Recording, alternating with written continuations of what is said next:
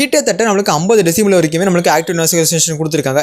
நீங்கள் outdoor ஏரியாஸில் crowded areas இல்லாட்டி bus stand அந்த மாதிரி ஏரியாவில் இருந்தீங்கன்னா உங்களுக்கு பேக்ரவுண்ட் நாய்ஸ் நல்லாவே ரெடியூஸ் பண்ணி கொடுக்கும். அந்த ஆரன் சவுண்ட் எல்லாத்தையுமே உங்களுக்கு ஈஸியாக கட் பண்ணி கொடுக்கும். நீங்கள் அந்த டைமில் பாட்டு கேட்டு இருந்தீங்கன்னா உங்களுக்கு அந்த பாட்டோட சவுண்டு மட்டும் உங்களுக்கு கிளியராக இருக்கும். அந்த ஹெட்செட் தான் நம்மகிட்ட இருக்கிற போல்ட் கிளாரிட்டி 3.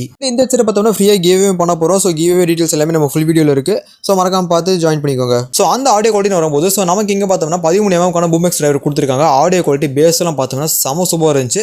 அண்ட் நீங்கள் வித்தவுட் பேஸ்லாம் நீங்கள் கஸ்டமைஸ் பண்ண நினச்சிங்கன்னா போல்ட்டோட AMP ஆப் சப்போர்ட்டும் கொடுத்துருக்காங்க.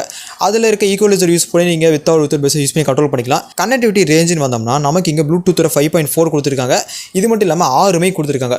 ஸோ இங்கே நம்மளுக்கு ENCயும் கொடுத்துருக்காங்க. அந்த கால் குவாலிட்டி எல்லாமே செம சூப்பராக இருக்குது.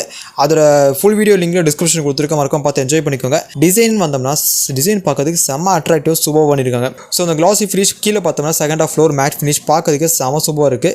இதோட ஃபுல் வீடியோ லிங்க் நம்ம டிஸ்கிரிப்ஷன் கொடுத்துருக்கோம். மறக்காம பார்த்து என்ஜாய் பண்ணிக்கோங்க.